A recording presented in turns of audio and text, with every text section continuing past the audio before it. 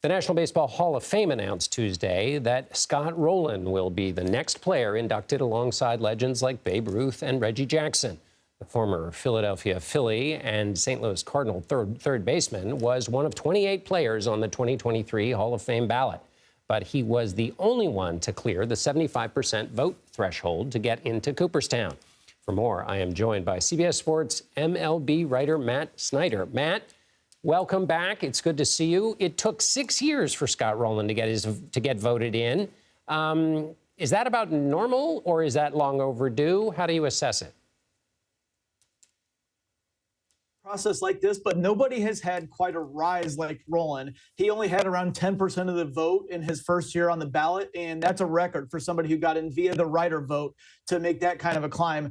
There are several reasons for that. The voting body is ever evolving. There was a kind of a purge of voters who had retired several years from their writing jobs earlier, and the Hall of Fame made the criteria to be a voter a lot more strict. So you get a little bit more of a new school voting body, and the advanced metrics such as WAR really favor a player like Rolen. And also the ballot is changing every year. You have guys coming on, guys going off. It was a lot more crowded several years ago, and there's been a lot of players inducted in the Hall of Fame. There's been players like Barry Bonds and Roger Clemens who fell off the ballot. So it was just a lot of different circumstances that ended up working in Rolen's favor, but he's definitely a deserving Hall of Famer in my opinion.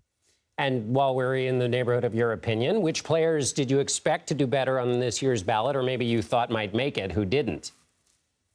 Not necessarily make it, but who didn't. But Todd Helton, he's really got a lot of momentum going, and he got really close. In fact, he was at 72.2%. And when you get that close, you're pretty much a given to get in probably on the next vote. I didn't think he was going to get this close this year, but he really got close. So I think he's going to make it next year. Billy Wagner, one of the best closers of all time, kind of overshadowed by Mariano Rivera, who was unanimously selected a few years ago, the only one ever, and Trevor Hoffman during his era. But Wagner was the third best closer through that era. That's no great crime. Those are two of the best closers of all time. He got up over 68% this year. So both of those guys got really close.